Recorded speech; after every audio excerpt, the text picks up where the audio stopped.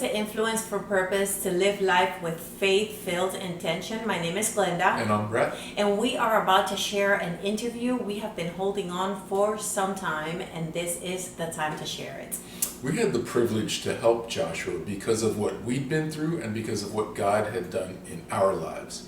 Along with his family, Joshua shares the mental health struggles that he experienced. If I narrow this testimony down into my own words, it would be a decision empowered by Jesus, resulting in his willingness and healing. If you or someone you love struggles with mental health, there is hope. And if what we went through can help you reach out, we would be honored to share with you what Jesus did practically and spiritually in our lives. We hope you are blessed by this interview.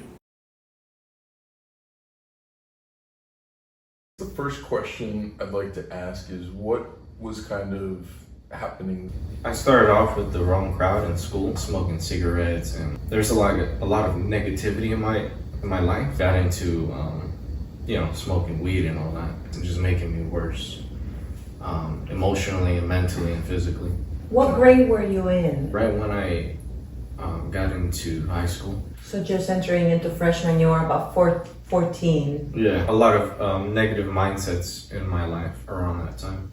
It's very relatable. I think a lot of us face that pressure and situation in high school. Can you narrow down to me and get more specific of the events immediately leading up to? It was mostly like my brother causing a lot of tension in the house. I mean, he didn't know better because he was young, and he was also kind of like head bumping with my father and then with my mother too. I really didn't get along with people that well. Why would I be expected to be this person towards someone else or in a specific group to be friends with someone when really that doesn't line up with my kind of character or mindset? I was small, like 14, 15, I used to hang around my brother's older friends that were like 20, 30, 40. And then when I went to high school, that really didn't line up with who I wanted to be around. So I didn't have a lot of friends in high school. I also got a ex-girlfriend around that time. So it kind of like made me go even more downhill. Mm-hmm. It was kind of a negative relationship and toxic too. And then that's when I started feeling very depressed. I was kind of leading away from God's word too, and losing hope and faith. As soon as I lost my vision towards God and Jesus, and I lost the whole word from the Bible out of my mind and my life, everything just went down. I started drinking more and smoking more. And it became like an everyday thing, but not drinking, mostly smoking. Because every day I was feeling very emotionless and there was nothing exciting in my life. So I kind of just smoked every day and got used to it. Through there I got a couple jobs, and then at my job I had also negative people. I was surrounded around a lot of people that also smoked. I got friendly with these people, and I let my guard down because I didn't have that kind of maturity around that time. I let someone in my life that kind of wicked. I used to get these little cartridges that had THC in it. It was like a more concentrated version of just marijuana. Those cartridges, it could get contaminated with other elements or chemicals that they would use. Out of all these years I was smoking from just regular marijuana, and then I moved on to concentrates, and then I got a cartridge that was contaminated, or like my heart was racing, and I started getting a little aggressive and started seeing weird visual things. I couldn't sleep that whole night. I was trying to sleep and calm myself, and play a game or something to calm myself, but that didn't really help me. From there on, I went to my mom's room because I knew something was horribly wrong. I kind of lost it, and I kind of lost a lot of memory from there. Mm-hmm. From there, and then I just remember me being at the hospital, and then just like there was no memory from there. The only time I remember clearly is when I started getting better, I went to this one mental facility that was called Lucida. Yeah, and from there I had a lot of help and therapists, and they also found the right medication for me. And it took multiple tries because they don't have like clear research that specifically answers, okay, you need to take this that would actually work. But they're just kind of just guessing and just throwing you pills until one mix of 3 pills work for you. And realistically, some pills actually do kind of destroy you before you get to the part that it starts helping, and it takes multiple tries of different pills. And there was a couple times where they changed my medication like two times, 3 times. Several times.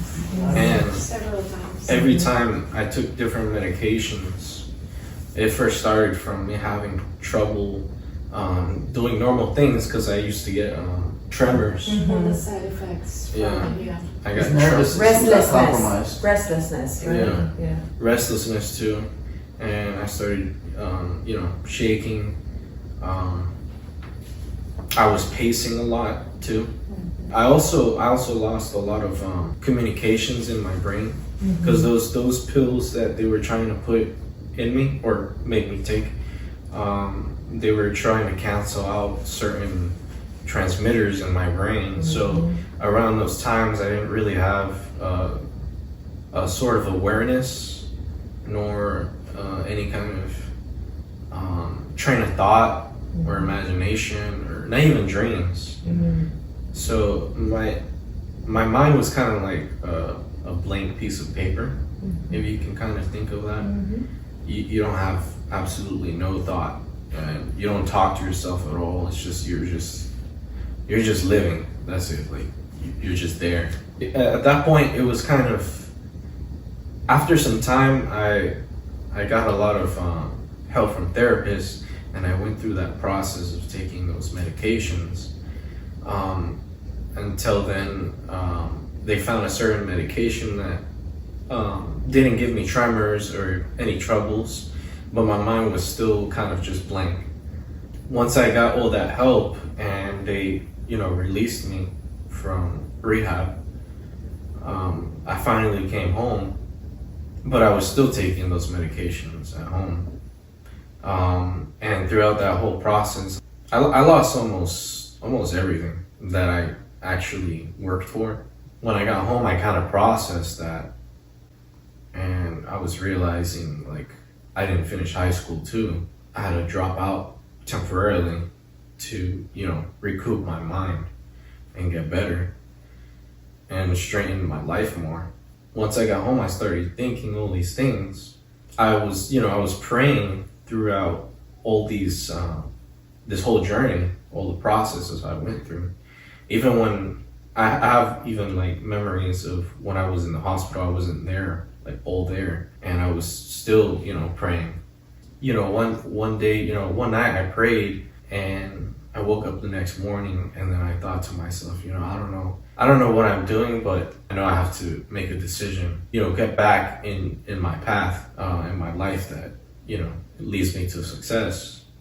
I started going to church more, paying attention to the word from, the Lord. I took support from that, and all those, therapists or those meetings with the therapists, I took in a lot of help from that, and I kind of took all that in consideration and was like, what, I need to do something. I need to step up. And it was like something inside of me, half of it just being like a human being thinking to yourself, you have to go, work or go do something, because you're not meant to just sit home and not do nothing. That's not the way to enjoy life. And not only that, I kind of got more of a lot of spiritual help from God and Jesus, and something just one day told me, those medications and all that, you don't need to take them anymore. At that point, I kind of thought it through. I was telling myself, it's up to me. I have to be strong enough to go forward and take my own, or make my own decisions to not take these pills, because no one else will stop me from doing it. Around those times, the doctors were lowering my dosages at home, but I didn't really think it was helping me around those times. I mean, throughout the time when I was in the hospitals, I did really need them. But once I kind of regained my own awareness and my own consciousness and my train of thoughts and all that, when they lowered my dosage, I kind of realized I don't need them anymore. So one day I just thought to myself, I'm gonna tell my mom I'm not gonna take these anymore, because they've been kind of like stopping me from doing a lot of things in my life. Like around those times I was, trying to work on cars or do something, but I could just never fully go through it and know what I'm doing. I just would lose some type of thought of what I was supposed to do, and I didn't even know what I was doing. It was just, it was weird. Yeah, I told my mom, these are the reasons why I want to stop. I want to start working and communicating with people, try to get back to myself, probably go to school or something, which I am right now, find a career path. And I kind of knew what I wanted to do. I wanted to be an electrician, which I'm in school for right now. Awesome. Gladly, but so that all those thoughts that I thought of, and I also had a journal I was writing down on to kind of help me remember what I was thinking. I was writing down a lot of positive things to kind of strengthen my mindset, like my values and what I know I am. And I wrote all those things down, and a lot of things through my whole journey. And I went back to that, and that also made me decide I need to stop these medications to move forward in my life. So once that happened, it was a little tough, but as soon as I regained a proper sleep schedule, and I got a job and I started communicating more with people, that's when my life turned around, and I got out of that whole train wreck that I went through in my life, and things started aligning properly. Some things came in my way when I yet again got out of the path with Jesus. As soon as I got back into his path that he has planned for me, it's better just to stick with God and Jesus, because every time I've realized in my life, every time I try to do something my way, or if I go a certain path that I know is not right or doesn't seem right, most times it just always kind of downplays my life or fails. So then, I started realizing, I have to stay on this path. I have to stay with God and Jesus, because every time I forget what he's, done for me, or what Jesus has done on the cross for us, things start going sideways. Your story is so powerful. Wow. There's so many different levels and things that you were able to articulate that I think are going to speak to a lot of people who've been on journeys, maybe not exactly like yours, but on similar things. But relates to me, because a lot of what you're saying is what I went through. Yeah. How long from the time you had the first breakdown that you went into the hospital to when you were free from medication? What was that process? It was Can I add something to what Yes, he said? please, So please. let's add to what he said. And then, Yeah. So when this started, when Joshua started, I guess I'm naive when it comes to drugs. I didn't know he was taking drugs. Mm-hmm. I don't know. I never did drugs in my life. So when you do something like that, I don't know what your reaction is. I don't know how you look, how your eyes look, how you smell. I honestly don't know. So I didn't know all this was going on. I had no idea. This is like a whole level of things unknown to probably a lot of parents, right? Usually when a kid is born, how to diaper change, how to do the bottle and stuff like that. And there's other people. I could probably ask my neighbor across the street how to change a diaper. Everybody knows. But things like this, not everybody is prepared. You don't know how to react. You don't know what to do. All the emotions, right, that exist, you go through every single emotion every hour, right? You're scared, you're sad, you want to help, it's a crazy time to go through, right? And again, people are not prepared. You don't know who to call. You don't know what's the right number. You don't even know what doctor you have to see to help. You have no idea. So we went over every single emotion when we found out, when he came to my room to tell me that. He said, I'm never gonna do it again. So I really thought that was it. I thought it was just drugs, he was high, they'll come off his system. I'm glad, inside of me, I'm like, I'm glad it happened because he said he's never gonna do it again. Okay, so lesson learned. But his behavior didn't change. He was behaving and acting very strange for a couple of days, probably. For a couple of days, and then day number 2, day number 3, he got aggressive. Super aggressive. He started screaming. We didn't know what was going on. He got into a fight with all of us, his brother, me, Louis. He kicked me out of the house. We could not control him. He got strength from God knows where because nobody could stop him.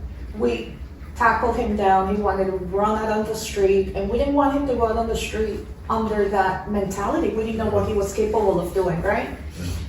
So we tackled him down, and we were like, okay, what do we do? Let's take him to the ER, do a few tests, let's find out what's going on, and hopefully, it's nothing major, and it can be fixed one way or another. So we took him to the ER the first time, and he talks to the doctor. We're joking, I'm thinking, everything's okay. He talks to the doctor. I don't remember what he told the doctor. That then all of a sudden they're like, okay, we're gonna take Joshua into another room. You stay here. So they take him into another room, which I did not want to leave his side. So I made them take me with him. Was he a minor? Was he under 18? No, he was over 18, which was another problem for us. So they took him into another room. I made them take me with him, and they took him into the other room because he got Baker acted, which I had no idea what it was, what was going to happen.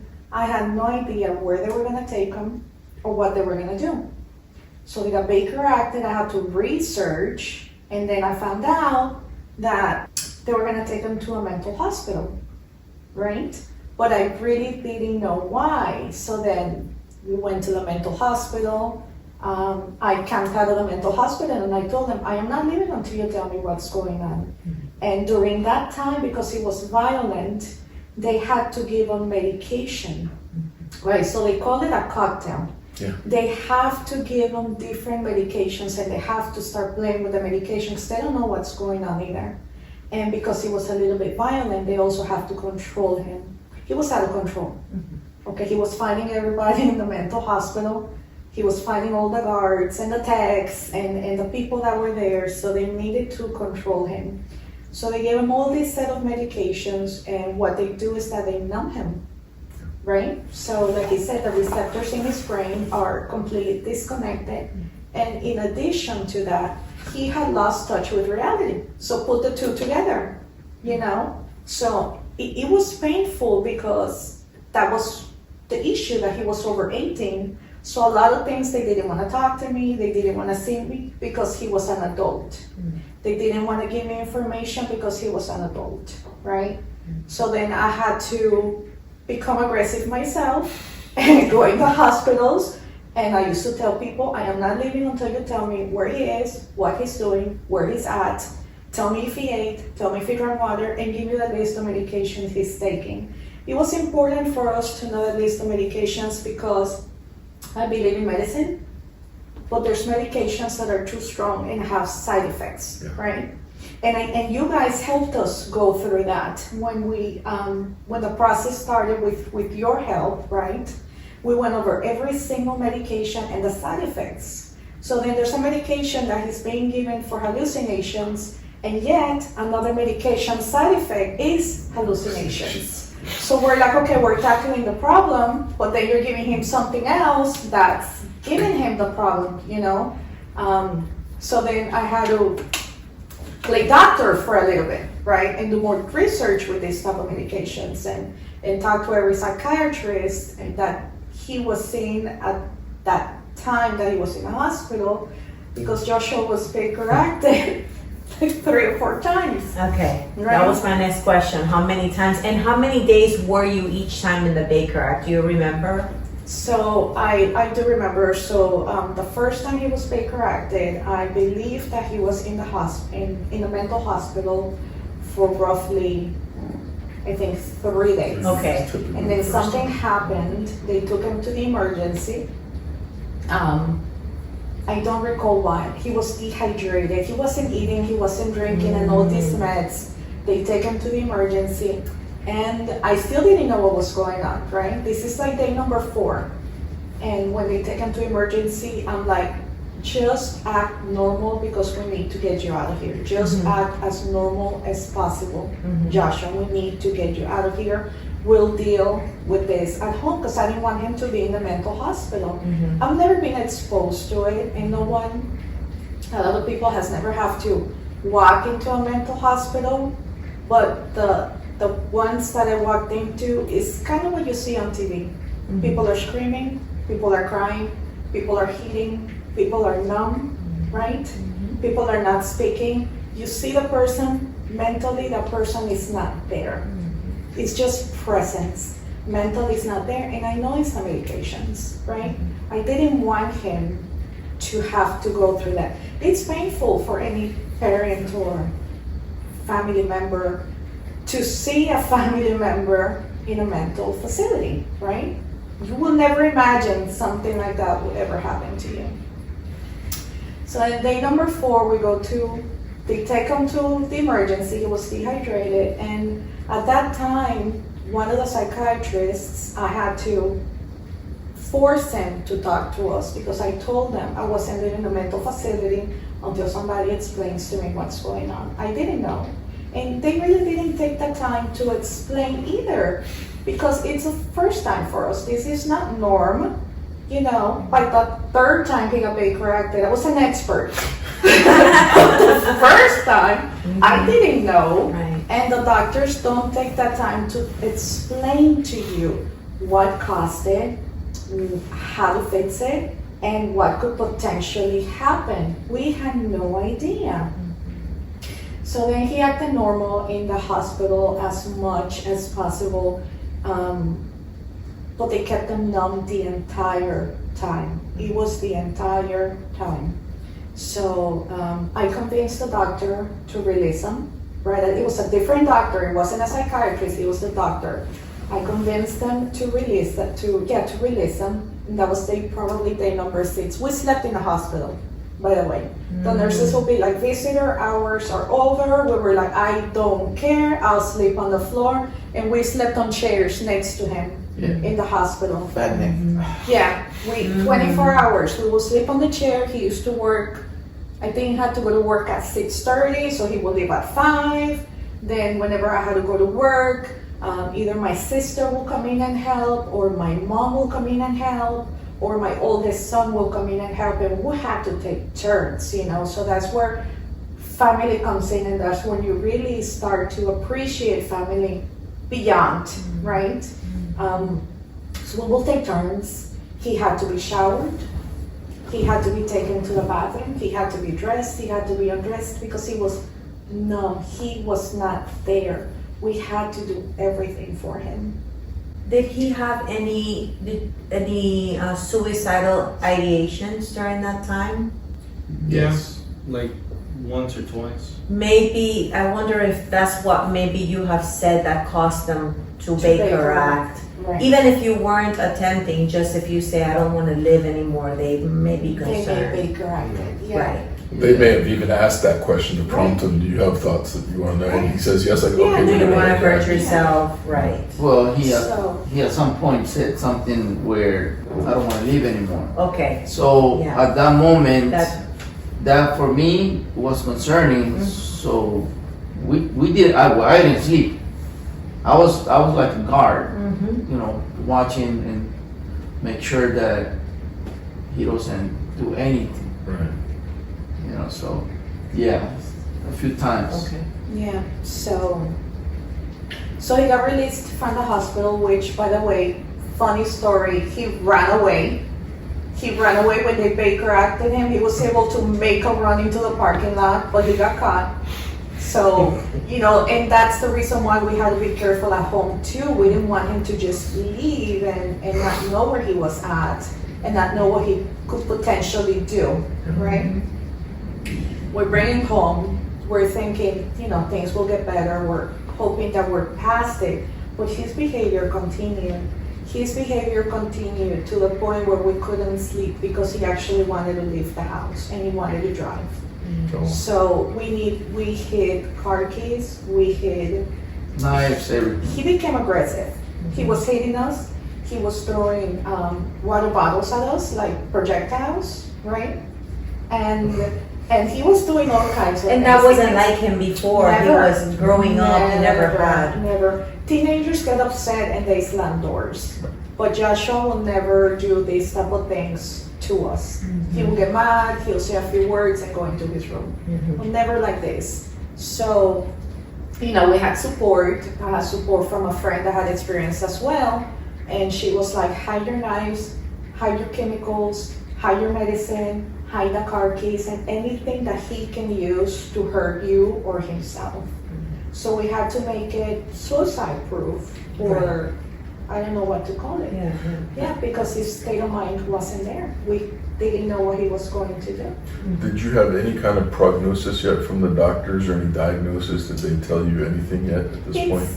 Yeah, it was scary. It was so scary because they will use terms that I'm not used to, right? Like the manic, right? Kels has a lot of experience with this because she went to school to be a psychologist, right? So manic attacks, right? They spoke about bipolar disorder. They spoke about schizophrenia and all these things. And I was like, are you kidding me?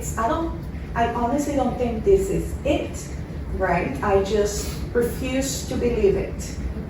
Yes, we're going through something which is one of the scariest or maybe the worst thing I've gone through in my life. But I didn't think that was the reason that was causing it. And when he was home, he was very aggressive. He wasn't sleeping. He continued to have those manic attacks is what it's called, right? Manic. He continued to have that morning, afternoon, night, in the middle of the night. We couldn't sleep. So then one night, we made the decision to take him to a rehab because we could not control him. He was out of control. So I was looking for a rehab 24/7. I have no experience. I didn't know what to do, where to take him. I was looking for a rehab 24/7 through our insurance. And that night, my sister and one of my friends volunteered to come and do the night shift because Louis and I didn't sleep for I don't know how long. We couldn't function anymore. Nerves. We couldn't function anymore. And he wasn't sleeping. I think because of his brain was so out of control that he was like processing everything at the same time. So he gave him like this hype at all times. And yet the medications were not helping to calm him down, to make him sleep, you know? So he was out of control. And that night it escalated again. So then we made the decision that he needed to be Baker acted again because we could not control him. So We took him to another emergency. We found a really good doctor and begged her to give us a medication just to help him sleep. And obviously all these medications are controlled. Too much of something and he will not wake up. So she gave us some pills to calm him down. We begged her not to Baker-act him. And he behaved when he was there. He didn't give her a reason to Baker-act him because we didn't want him to go to any mental hospital. We wanted him to be Baker-acted at the mental hospital that we picked, right? I think that if he would have been Baker-acted, they would have taken him somewhere in South Fort Lauderdale. We didn't want him to go to any of those. So then he was super aggressive. We didn't sleep all night and we ended up in a mental hospital in West Palm. We took him there. We had to Baker-act him. He was upset. He was throwing things around. But then he for some reason, he used to come down in front of other people, but not us. So then when he sees the big guards and the big techs, he kind of used to come down and comply. And he used to comply. And he was there for, I believe, 7 to 10 days. He was there. Same thing happened. He got dehydrated. They took him to the emergency for 3 days. He was in the hospital, with guards and everything, because he was in the mental wing of the hospital where no one can go in or go out. And then they took him back to the mental hospital. He was there for about 7 or 10 days. He was Baker-acted 3 or 4 times. So after the first time, what caused him to go back to the second one? Did he not want to take the medication, or just the medication wasn't working? Well, I think both. The medication wasn't working because, remember, he was Baker-acted for about 3 days, right? And then we only had what the psychiatrist gave him at that time, right? So I guess the combination of medications was not the right one, or it wasn't enough time for it to even work. So would he stop taking it? And then the few that I had, I don't recall what I had at that time, but there was one that he would spit out every time we gave him. Some he didn't want to take. He would just spit it out wherever. And that's the one that we needed him to take so he can sleep a little bit. He would just spit it out. He was violent. So then we Baker-act him. They take him again to the emergency for dehydration. For about 3 days. When he was back to normal, they take him back into Baker-act. And about 7 or 10 days later, he gets released. I pick him up. He was no change. He was violent all the way from the parking lot to the house. He fought me on the freeway. He opened the door while I was driving on 95. It was out of control. I don't even know how I got home that day. Louis was home. And because I was closer to the area, I picked him up. I was hoping he was better. And he fought us all the way to here. So we tried to see therapists in the area, but he was still aggressive. And I think that lasted roughly 4 days.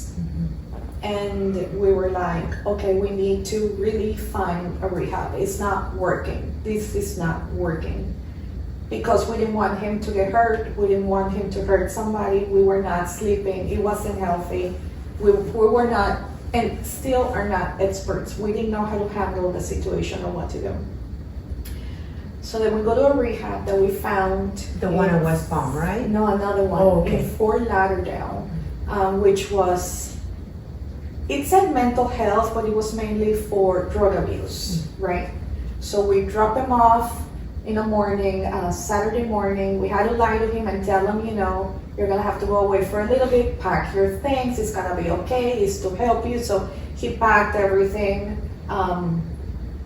When you drop somebody off in a rehab, you don't know what to expect. You think that you get to say goodbye, give me a hug, I'll see you tomorrow, call me when you need me. No. They don't even tell you when they're gonna take them. They just tell you, let me show you. something, Josh. Let me show you. And they take him, and you don't see that person anymore. Oh, wow. He's not allowed to use the phone, depending on the rehab, for about 14 days, sometimes more. There's no family visitations for a minimum of 2 weeks. Some rehabs is more. So you cannot talk to him, you cannot see him, and there's nothing you can do. And he was an adult. So even if you call the rehab and you ask for him, they don't tell you if he's there or not. They don't answer any questions. It's like you're completely disconnected. That was Saturday. He was pretty bad Saturday. He did not behave. So Sunday morning, the doctor calls me. Joshua's not sleeping. Joshua is going into other people's room. Joshua is throwing everything away from other people. She's like, I have to up his meds. He needs to sleep at night. So she did that. That was on a Sunday. Monday, they couldn't take Joshua anymore. That's a miracle that they called you because he was an adult. He They was. didn't have to call you. He was. You are correct, but I guess they saw how involved we were, and we just didn't give up. You know, if I had to go there and camp out in the office until somebody talks to me, I would have. And we did that a lot of times. I did that so many times. I have guards in the hospital behind me, like breathing here. I could feel their breath on my neck because they thought I was gonna do something, you know, and they will be following me. But I didn't care. I needed an answer, right? You took my son, he's an adult. I don't care. His state of mind is not normal. So I am here to protect them and defend them. Okay? If he was normal, he can do it. But he's not. So I will be involved. So a lot of them made an exception for me or for us, and they talked to us. So there was a lot of good people. And I always think that God aligned different people in every single hospital, facility, therapy office, because there was usually one person that would work with us. There was one person that had compassion. There was one person that would give us information even if they didn't have to. So. And Josh mentioned, you know, straying away from God was part of the reason for this path. And I wanted to ask you guys, where were you guys personally on your faith journey when this started with Josh? What was your relationship like? It's a rocky relationship. It is rock. You know, you go to church, you expect for the best, but I think that the relationship wasn't there. In my part, I guess it's different because everybody's different. For me, for myself, I really do have to follow his path. I have to, it's a must. Because the Bible is the only thing that we have a guidance for us as human beings. So to be quite honest with you, I really need a relationship with him. So I was solid with him when everything happened. I guess we talked to a lot of psychiatrists, and I talked to a few of them. A few of them gave me a lot of negativities. You know, I had to let them know, listen, that's not how things go.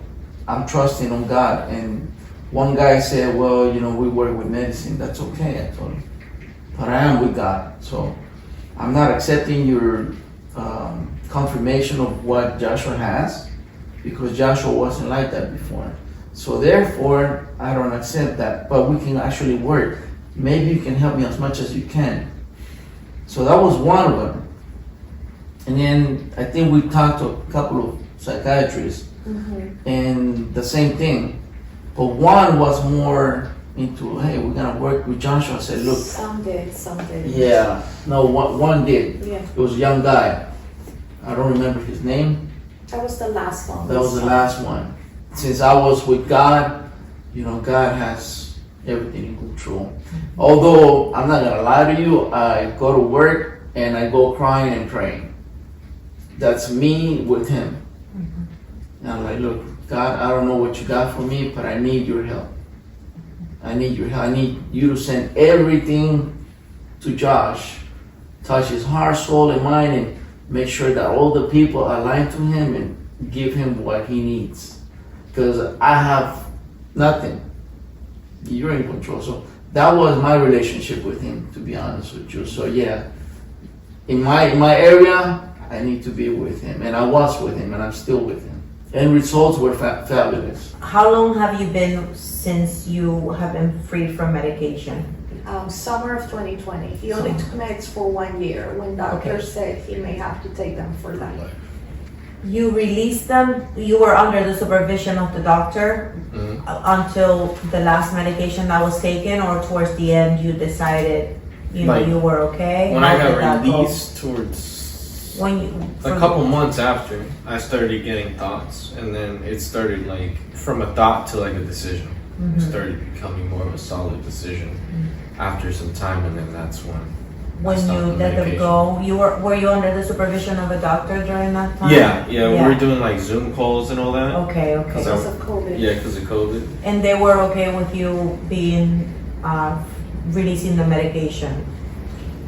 There was a Well, need to we didn't really reduce. tell him the Yeah. You truth. didn't really tell But me. he was helping you reduce. So, Well, it's a different story on her side. Okay. So there was a lot of psychiatrists that we had to go through, and we kept seeing different ones because we needed to find one that will change his medication. We couldn't find one, and we saw psychiatrists that wouldn't even take his case. So thank God the last one that we saw, the first thing that he said was, okay, we're going to give such and such medication to Josh, and my goal is for Josh to be medication free. So I was like, that was the first psychiatrist that ever said that something positive to us, because I used to fight them. He was on a first generation drug, and I fought the psychiatrist. He would not lower it or change him to a second generation, which was a lot better for him. Once he was changed to a second generation, Joshua was back. What is the difference between the first generation and the second generation? If I understand correctly, the first generation is an older drug. Okay. That's what I understand. Okay. And the second generation is just a newer one that has different side effects. Okay. And one psychiatrist, actually the one that did not take his case, but the way I see it is God made us go there so we can find this out. And he suggested, ask your psychiatrist to put Joshua on a second generation because Joshua's not there. We need to bring him back. As soon as they switched him to second generation, Josh was back. Josh was joking. He just immediately came back once they changed the meds. But this last psychiatrist, that was the first thing he said. We're gonna give him a medication, we're gonna work with it, we're gonna lower it little by little until he's medication free. The ones before that said he would have to be on them for Yes. the rest of his life. This was the first one that told us, we are going to make sure Josh is medication free. And then he started at a higher dose, and I always negotiated with him. No, let's do a lower one. Let's do a lower one. And a lot of them worked with us, and he would lower it and lower it. And I think every couple of months we had a consultation with the doctor, and it was lowered and lowered and lowered. And the one thing that I said to God is, when you are ready for Joshua to be drug free, because I refused to, the fact that he was gonna take it for life, I said to myself, God, whenever Josh is ready, the sign is going to be for Lewis to tell me that Joshua's not gonna take the medication anymore. So when it comes from him, it's when I know that Joshua is completely healed, right? You are done with Josh. That's when this is over. And we kept literally playing and lowering the dose, and he had a medication for something and another one for the side effect. But then when we lower this, I will stop giving him the one for the side effect to see if it will go away, and it did. So there was one less medication he had to take. And then Josh actually told Lewis first, I don't want to take these meds. And then Lewis came to tell me, it's okay, he doesn't have to take the meds. So I'm like, okay, this is it, no more meds for Josh, because I will pop it in his mouth every day. Even though it was lower, every single day he took them. And these medications, it's not the type that you can just take away from one day to another. I'm told that the dose has to be lowered little by little. And he was at the lowest dose possible by the time he made the decision not to take it. Luis, what made you trust his word when he said, I don't want to take it, or I don't think I have to take it, or I don't know the exact words that he said? It wasn't him that I trusted. It was God, the one that I accepted that as a sign. It wasn't because he told me. It was like I mentioned you before. I was with him at all times, and so at that moment in time when he told me that, I wasn't listening to him, because I don't know how he is in his interior. I am only listening to something where, like, in my interior, I'm like, it's good. But it's not because he's letting me know, it's because I feel good. Something inside me feels great making a decision, letting her know, hey, he said that, you know. But no, in reality, I'm actually like, God, thanks, I appreciate you letting me know. So you also saw a change in his behavior and all I that? really did. Yeah. I really did. Can you share about the change that you saw in him that, led to you, first, we don't want to override God's confirmation in your heart, but for some people that may watch, they may say they don't see a change, but they, hear from God and they don't see a change in the person. Like, just what God shared was confirmed by his behavior also. Does that make sense what I'm asking? Yeah, his motor skills were working better than before. So that led to a specific point of what he was telling me it was kind of okay. And that just confirmed and his that just behavior confirmed everything. And that's when I let her know what he told me. But I actually thank God in that little area, that confirmation. I was looking for it for a very long time, because I was praying all the way through that journey, and it's hard. From the very first Baker Act to the time that he stopped his meds, it was about a year and a half. Like a year. Okay, a year. But I also want to ask when you guys meet. We met in my first job. Yeah, around that time I was 16. I think like a couple months or half a year she came, and then we got along very well. Like immediately, like we kind of just clicked, and we were friends for a good while. It was always so nice to me. Like, everyone always said that Josh was like one of the coolest people to work with, and I was like, this kid's so nice. Like, I don't understand. Like, our first day talking, he was like, I think we're gonna be good friends. That's what he told me. Yeah. Then she moved to Orlando for schooling, and from there on I still called her, and then we talked.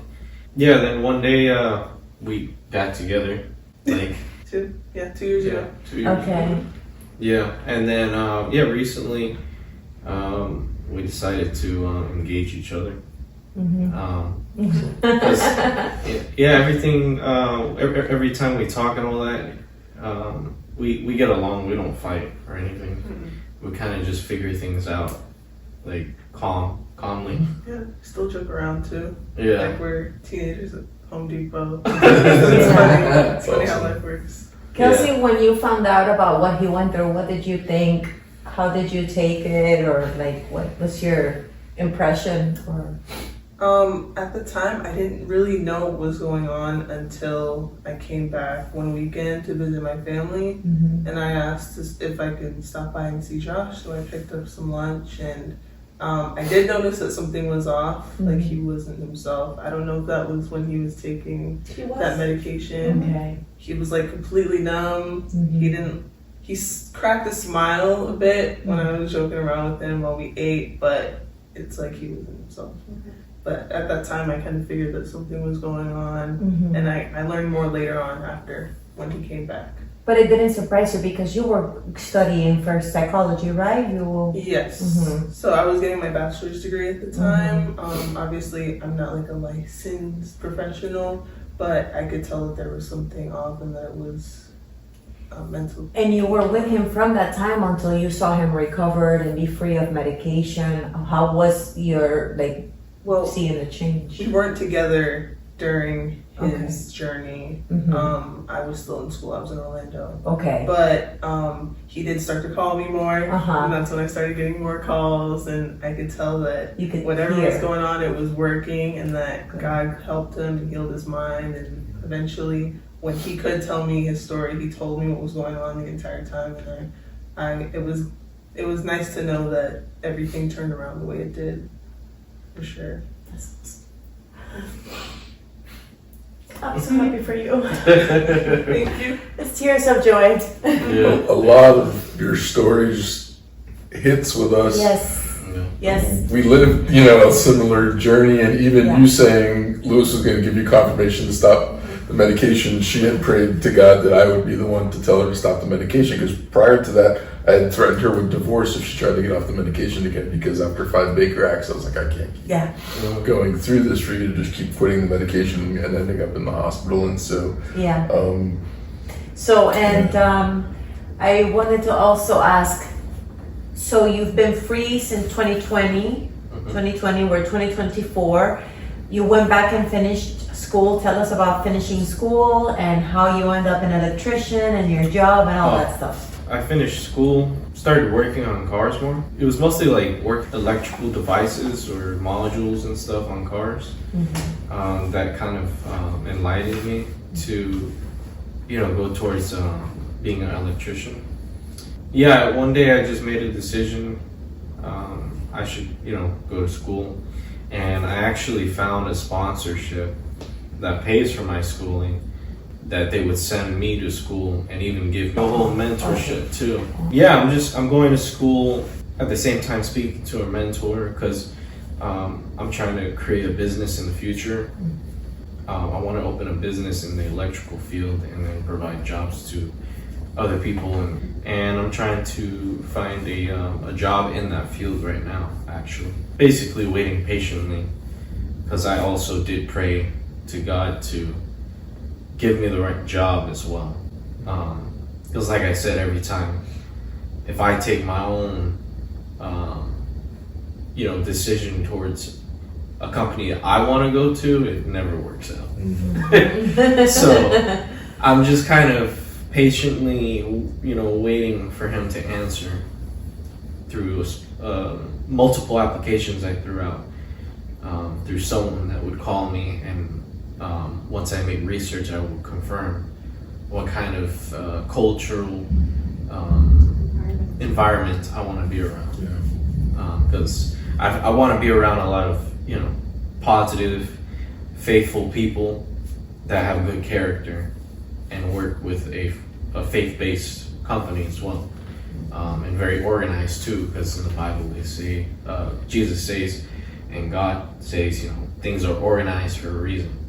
So I want to be in a company that is organized as well, because that's the only thing that makes sense.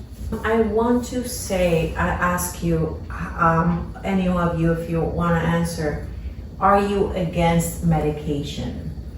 I'm against it because, so what I believe is through fruits and vegetables and certain spices and all that, if you take in the right diet and you keep yourself healthy, also you work your mind and your body as He created us to do so.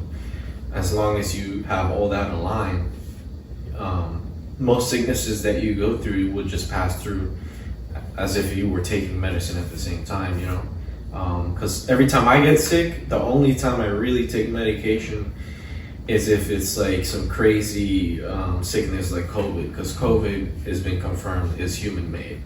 That's not made by through God or anything. You know, that's man-made. So that is something you would need medication. But in the long run, with like, you know, common cold or things like that, not really. So I wanted to know, Joshua, when you said mental exercises, what mental exercises do you do? Or what do you consider, you know, to be a mental exercise? If you write down things in a journal, put positive things towards yourself, and then goals and all that as well. That's one of them. Reading positive things as well. Doing like certain hobbies as well. That's therapeutical. Like for me, like working on cars, or I don't know, mechanically doing things. Video games as well. You know, certain ones need like communication with your friends or whatever. You know, making certain decisions in those games as well. Yeah, I'm hearing like hobbies, positive hobbies, positive affirmations, connection journaling. That's really, really good. He's been studying a lot too, which he never did throughout high school. So he's now like being serious about his future, and of course he's older, so it's a different mentality and a different level of maturity. So he's studying a lot. How old are you now? 23. I'm about to be 24 in like what? About a month. Yeah, about a month from now. Yeah. 24. Oh, happy early birthday. Why do you say you are okay with medication? Because I saw what Joshua went through, and I agree with Josh. I think that when God created us, He's a God of order, so He did everything perfect. And I'm sure that there's all kinds of medicines out there, whether you have a cold or a fever, or even things to cure cancer. But unfortunately now we live in a world where you don't have access or the knowledge to these things, right? So we need to do whatever we need to do. If, I don't know why I keep talking about babies, but if your baby's sick, you're not gonna let them have a fever and, you know, and just look the other way because you don't believe in medication. You're gonna give them something to decrease the fever. So it's not that we have faith in medication, but I also believe that there's medicine and doctors for a purpose, right? Whether they're good or bad, they are there for a purpose. And they have helped many people, and they have saved many lives. And medication has saved many lives, including prolonging people's lives, depending on their diagnosis. So it is there for a reason. I do think that you just need to be careful what you take. Some things are necessary, some are not, which I believe was his case. Did it help? Yes, it helped because I saw it with my own eyes. It did help. And I think that if it wasn't for medications, maybe Joshua would have never came back, or Joshua would have been dead. And him being Baker acted, I now see it as a blessing, because if he was never Baker acted, I don't know, he would have died. Everything happened for a reason. You know, his drug abuse had to stop. Unfortunately, this was the way to stop in God's perfect plan. Yeah, I just want to say that I started feeling the way you do. No medication, and then over the years, I have been free now 14 years, 2008, do the math. 16? Oh, yeah. 16 years free of medication, and I've gone from nobody should take no medication to there is a place for medication. Some people can benefit from it, at least to get it, you know, even though you go through that trying to find the right medication, but there is a time for, you know, medication. So I do believe in some medications these days. Yeah. And when I think we first met and started talking about this situation, we were looking at what are some of the alternatives that can help alongside the medication, or at least help to reduce the medication, all the different natural supplements and natural things. And So when you guys came to us, it you know, and even though I say my relationship with God at the time was rocky, I've always believed in Him. I know there's a God. I know He is our Creator, and I know that He lives in me, and that He's also the God of miracles. No one can take that away. No matter what relationship I have with Him or not, I am not perfect. And I'm not here to play the perfect Christian either. I don't play that role. But I know who he is, and I know who I believe in. And that's something that's always going to be in me no matter what. So when you guys came to us, that was definitely a blessing. That was definitely God sent, because again, we didn't know what to do. We were just, rolling with the punches and trying to figure out through research and Google what to do. When you guys came to us after your testimony, which is why I believe that it was time for us to give our testimony, right? It's because your testimony gave us hope. That's when I started seeing everything in a different way. And I was like, okay, God, so you brought them here for a reason. And after that, I wasn't worried anymore. It took my worry away. I would sleep better. I had hope, and my faith increased, because I'm like, God, everything that Glenda went through is what he's going through. It's the same thing, like cookie cutter, same exact behavior, everything. So I was like, there is hope. But the best thing is that I had you guys. I had your support, or we had your support. And any question or any guidance that we needed, we can count on you. And that type of support, not everybody gets. It's not there, right? You guys, we went over the medication, so I learned more about it, because I had no idea. We went over different ways of eating, right? Vitamins that he could take to help, kind of stabilize them a little bit, and even books to help them with mental health, Actually, until this happened to Josh, I didn't believe in mental health. I didn't believe in depression. I didn't believe in none of it. I thought it was all an act, right? I thought it was just made up for attention. But mental health, especially now, it's getting like it's a pandemic. I don't know how many people, maybe you can answer this, Kelsey. One in five. 1 in 5? 1 in 5. Okay, are taking some sort of medication, right, for anxiety? Or could have their own mental health struggle. Right? Yeah. 1 in 5. And mental health has to be handled differently. People need to recognize the signs, because once you get into depression, then you're suicidal. People have to recognize the signs. And we've seen it in all these recognized people, right, that all of a sudden, these actors, these singers, and you're like, what? I thought they had the perfect life. They hid it so well that nobody knew. Right? That they had those thoughts because it was very well hidden. So nobody knew what they were fighting with, what their thoughts were. I don't know what's the suicidal rate now.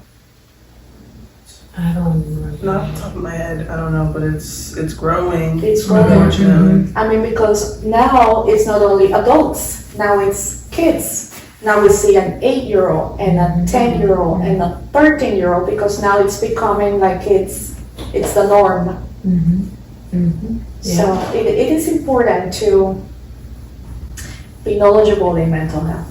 I used to think everybody needs to be off medication, and then I learned God had just released a blueprint for me, and everyone has a blueprint of their path to health. Yeah. So how did you, resolve that?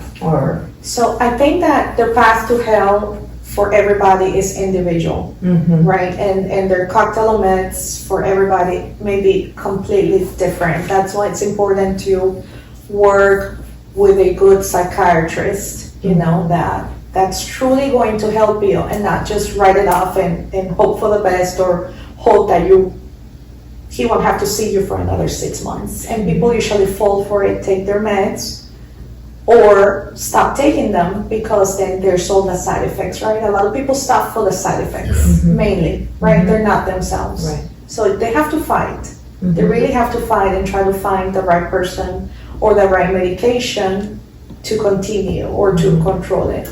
with all the resources that you gave us. We did research on everything, and I think we followed all of them. We spoke about vitamins, right? Which ones would be better to help him out, and we purchased vitamins for him.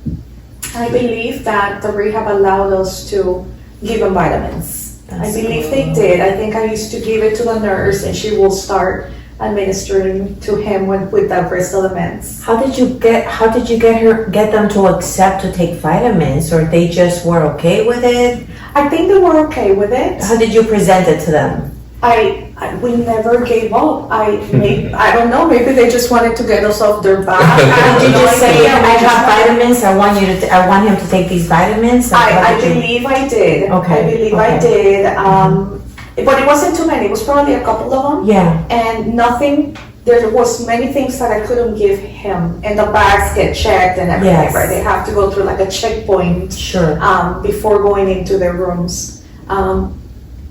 But the therapist that he has, she was God sent. Mhm. She worked with us in every aspect. We begged to let us see him.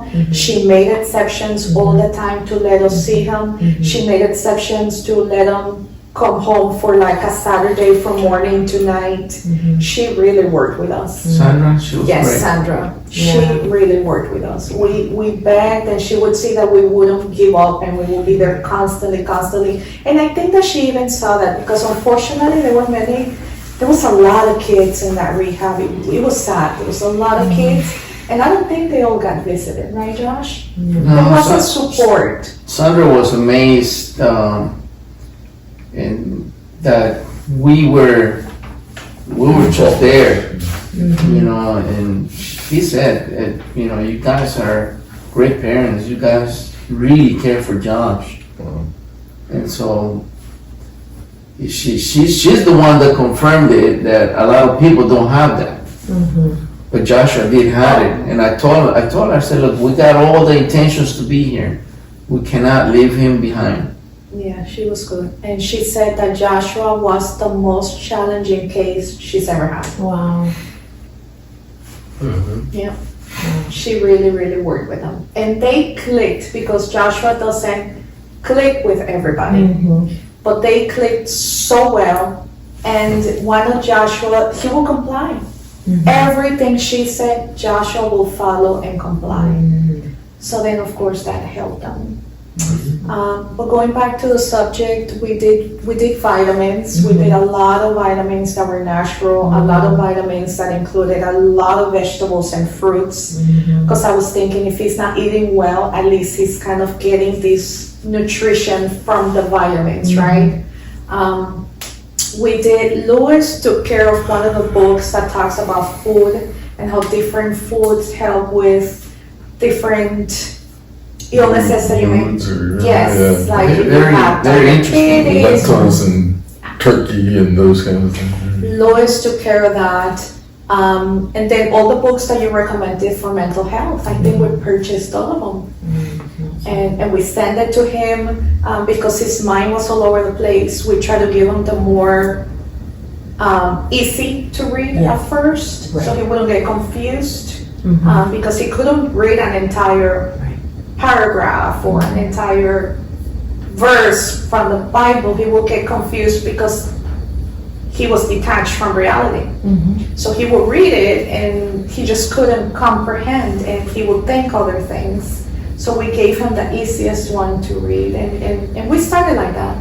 And everything that you guys recommended, we did. And it was very helpful. I was so impressed with just Joshua's willingness to listen to you, even though he was an adult. Me too. And me too. And your support towards him, because you could have said, he's an adult, this is his responsibility, he needs to figure it out, he needs to, but you took the time to do the research that he wasn't able to do for himself. Right. On the flip side, Josh, you could have said, I'm not going to listen To my parents. Yeah. What made you decide like that was the right thing to do when you were? I knew around that time I wasn't really there for myself, honestly. So I knew they could help. You went to them. So yeah. I guess your parents have to be very welcoming for you to say, I want to go to my parents. Like, they're the people I want to turn to. Yeah, they're always there for me. Well, the psychiatrist actually asked Joshua, to be honest. So that's the reason why What did he ask him? they asked Josh, hey, can your parents? And he said yes. So for that reason, that's why we... Wonderful. There was no other reason, although there were other times where we interfere and we push forward. But there was times where he was being asked. And Yes. He was accepting. He was accepting of you Yes. guys. Yeah. That's awesome. Yeah. All of the research that you did, I pretty much did on my own. And then I had to teach Brett, and then Brett came on board. And, he helped me with the Edge Effect book, but I pretty much just went on a research, years of reading, just like reading. And when I couldn't read, I had to listen. And you also were blessed with good therapists that Yes. were willing to work, not someone that just wrote people off, but Right. You had the one student that taught you about cognitive behavioral therapy and trying to take control of your own thoughts. And Correct. you also found a psychiatrist that was willing to work on reducing Work the on meds. with me, right? Which I had. That's one of the things I shared. I found a Christian psychiatrist. Yes. I went on like, I need to find a Christian psychiatrist, and I found and my therapist student actually has become my therapist now. She's a licensed therapist, and I see her periodically. That's nice. Yeah, she's amazing. I love her. Yeah. What would you say to anyone that is struggling with mental health right now? After everything that you have shared, what advice do you have? Just don't give up. Just keep fighting through it.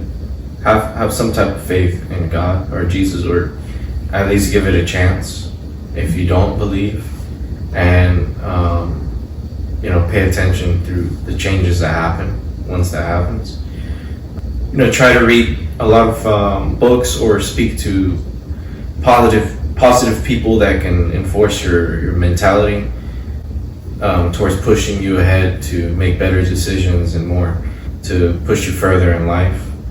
Think of your future as well, and even if you don't have one planned out, there's always a plan that God has for you, and not many people understand that.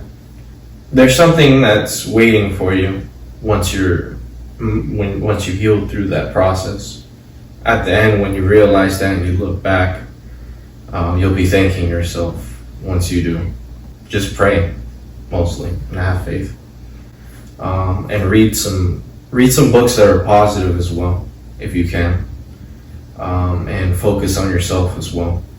I think not all of us are fully in our purpose because we're living, our life is not perfect, but when you hear the word purpose, how do you feel like the purpose of what you went through? What would you say that was? How did that affect where you're at right now? When I think of purpose is creating something out of yourself, trying to be successful mostly.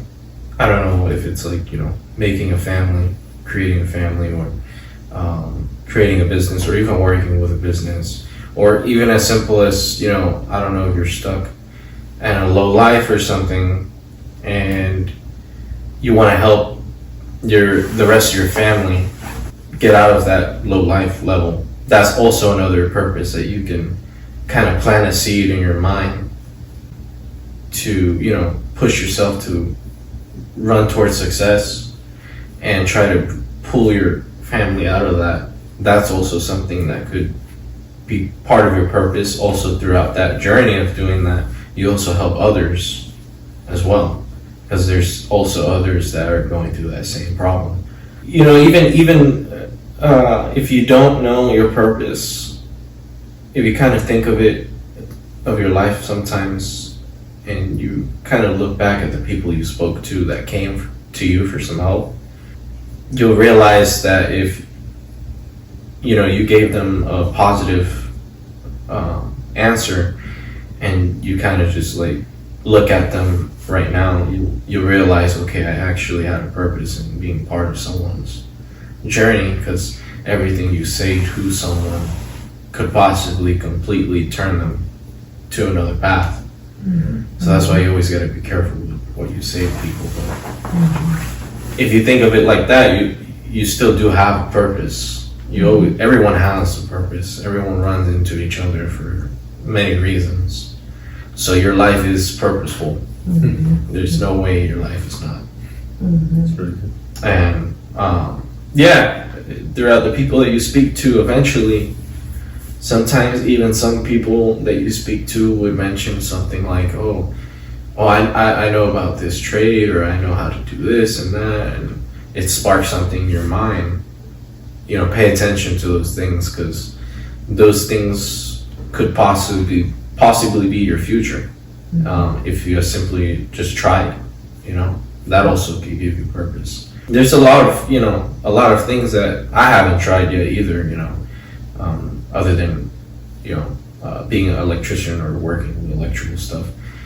And I could even also have, another trade that can give me even more purpose, but same with other people that don't have a purpose now, kind of look at it like that, you run into people for a purpose. There's a reason why. And there's people that talk to you and run into you for a purpose. And then it all evidently leads you to a path or journey that would, give you a big picture. And then it's up to you to kind of realize if that is the start of your purpose, of you seeing your actual purpose, if I could rephrase myself. Sure. When I hear you say that, I think, how we say there's no coincidences? Yeah. There's purpose. Yeah. There's purpose in every interaction, every event, every situation. They just works everything out for good. Yeah. Is there anything else that you guys want to add? Do you want to answer that? What do you think about the purpose behind everything? If you were to say something, Melissa and Luis. There's a purpose in life. This is my purpose. My family. Of course, following God's path, but like you said, everybody has a purpose. And there's no coincidence. Like God is always working in you, in that specific purpose. Until you reach that, then He's gonna lead the way. But in the meantime, you have to find it. So that's how you can probably look into it like that. As a purpose. Yeah. I never knew I was gonna have a family. I had no plans whatsoever, but it just out of the blues. Okay, there it is. Okay, well, okay. So. And you have a beautiful family. Absolutely. I think so too. I love you guys. That's getting bigger. That's gonna be a different purpose. And then you'll go to them for other help. You'll go to your mom for different kind of help. We're now 6, and if we count the cats, we're 8. Yeah. Oh yeah. Family too. That's right. Awesome. Awesome. Well, if you don't have anything else to add, then I'm just gonna, if you don't mind, whoever, you said that you would, but whoever, finish with a prayer for people who are struggling with mental health and their families and just that whole, just. Okay. Yeah. I do believe that the way that I see this is when Abraham was praying for help, right? Abraham didn't want God to destroy the cities, right? So he kept negotiating with him, saying, okay, well, if there's this many people, would you make an exception? If there's this many people, would you make an exception? And if there's one person, would you make an exception? And God said, yes, I will make an exception for one person, right? Or just like Jesus, if Jesus would have to die on the cross again for one person, for just one person, He would do it all over again. So that's how I see this. If this testimony, I kept telling Josh, we have to tell people or give our testimony. And I'm glad and honored that the testimony we gave it first to you guys, because you were part of it, you know. You were a huge part of the entire process, through and after. You're still part of the process, you know. We greatly appreciate that. I don't know what our time or journey would have been without you guys being there for us. So I do believe that if through this testimony, we may or may never know, but if through this testimony, one person, just one, can be saved and get out of drugs, or if it's just mental health, if it's just depression or anxiety, then it was worth what Joshua went through. It was worth what we went through. So I don't know what's my purpose in life. I may or may not understand, may know or never know, but I hope that's what it is. You know, if just one person can be saved or get out of the hole they're in and understand that there's a little bit of light at the end of the tunnel, even if you don't see it. But you're not gonna see the light if you don't fight. You're not gonna see the light if you don't try. And you're not gonna see the light if you don't give it 100%. You can't be lukewarm. You have to either do it 100% or don't do it. Because if you're not there 100%, you're gonna fail many times. And I've seen people, you know, you see them on the street and you know they've gone through rehab several times. What is it that's not working? And I always have this conversation with Kelsey. I'm like, Kelsey, I don't understand. Why do they keep going back? Why is it a cycle? Why does it ever stop? I believe, and you can correct me if I'm wrong, what I believe is because their mentality is not there. You have to be there 100%, mind, body, and soul, to make the change. And Joshua was. He was mind, body, and soul to make the change. But if you're not there, I think it's gonna be even harder. It's fighting against yourself. Is how I see it. You're fighting yourself because you want to get out of it, but you have to try a little bit harder to really get out of it. And that means changing friends, changing jobs, changing a lifestyle, starting from scratch. But you cannot try to fight it if you're in an environment where all your friends do drugs. You know, you really have to stop and completely give yourself in. And you know, that doesn't take away God, because I believe that you can't do things on your own either. You have to have that support system. You have to read scripture. You have to pray. You have to try to find a sponsor or mentor. Sponsor, right? When you go to rehab, you have a sponsor.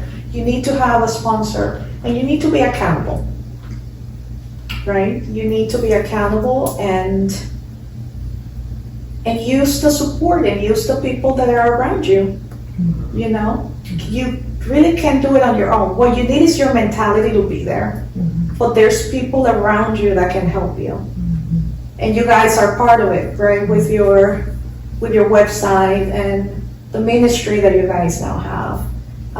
You guys are also part and can help guide other people, you know, go through this journey. Nobody can make it on their own. In this world, Right. That's reality. I don't know if it's for somebody else out there, but reality is nobody can make it on their own. It's either you need support from somebody else or you need support from God. But you need somebody. That is 100% reality for us in this world that God created. So, Make the decision that you want to get better, and Yes. make a decision that you're gonna receive help. you That is need okay. that, yeah. And know that it's not gonna be easy, because it's not gonna be easy. Right. It is not gonna be easy. Addiction is not easy. It's not something that you can say in 7 days, I'm going to be okay. I don't think that you can even set yourself a time limit, a time frame, right? Where you can say a year from now, I hope that, you know, it works, but it's not as easy as, you know, doing it. It's not. I wish it was, but it's not. Yeah. I'm so happy for you guys, and I thank you, and I'm truly humbled. I feel like I didn't do really nothing. I just shared what God gave me. But I feel like you, that was my purpose. I felt like I didn't understand, and I said, God, once I recovered, I said, if I went through this for one person to recover, then, you know, that's fine. So if I don't see anyone else recover, and all I saw was you recover, then my job was done, you know, and it truly makes me really happy that I was able to share that with someone. And thankfully we have had the opportunity to share it with other people. But you're the first one that was so willing and that was as hungry as I was Yes. to see that healing take place, because I rejected everything also. I said, I am not receiving this. Nope, I don't want, no, I'm not this, I'm not that, you know. The one thing for sure we felt we could give you guys, I think, was hope. Yeah, Which is yeah, the most important. that's the I most think important. That's what we want to give Yeah. whoever's watching this is Yeah. just hope. Yeah. Hope it's a big, broad word. You know, the way you can embrace it will tell the difference. But hope, yeah, it was great. This is great, but can you finish with a prayer? Sure. She's dodging me. Tell me what to include. What do I have to I would love for you to pray for people who are struggling and for the families. You know, just whatever God put in your heart to do, just pray for other people to do whatever you guys did, because you guys were so amazing. I have seen, you know, some people that I have seen that have struggled, that the families are not as involved as you guys were, and I just feel like that God has placed that within you, and I feel like your prayer, I want to use this word, it would be an anointed prayer for families to understand the importance of not leaving their loved ones to themselves, you know, and just being there. And I just feel like your passion, your love for your son, even though he was an adult, from both of you, right, was like, I'm not giving up. And sometimes some parents, again, because they're adults, they just say, that's it, you know. And I'm gonna say right off the bat, this might not even be on the video, what I am telling you right now, but I see that some adults, because they're adults, the families are not persisting or persevering, and you guys did, and I really do feel that your prayer really would be just, received. I just pray that it will be received like that to families. Amen. And I believe that it will. Yeah. Joshua, I used to have a lot of friends in rehab where, because there were adults that were just kind of dropped off, and I guess the families thought rehab would work too, you know, because you really think that it's going to fix them, right? Right. But it doesn't. People assume. Right, Kels? It doesn't fix them. No. People assume I'm leaving them, right? I'm leaving them that the system is going to take good care of them. And that's often how we feel about school. Let's drop off our kids in school. The school is going to do all the work, but they forget that we have a role to play also. The same with blindly trusting every doctor and what they say, or I was gonna go ahead and say that they just drop the trust on another person. Yeah. no ownership. No ownership, right. But I don't blame them, because it could be tiring if it's a person that's Right. not complying, that's constantly doing drugs, that's disrespecting the family. There's some that go above and beyond and steal their money and take their Yes, cars. true. You know, you're like, Yeah, you'll get to a point where, what do you do at that point? right. You know? That's fair. And I That think, is fair, yes. and I think that's how people end up homeless, Yeah. because you also have to put a stop. Mm-hmm. You just, as a human, when do you put that stop? When do you Yeah. say, this is the limit?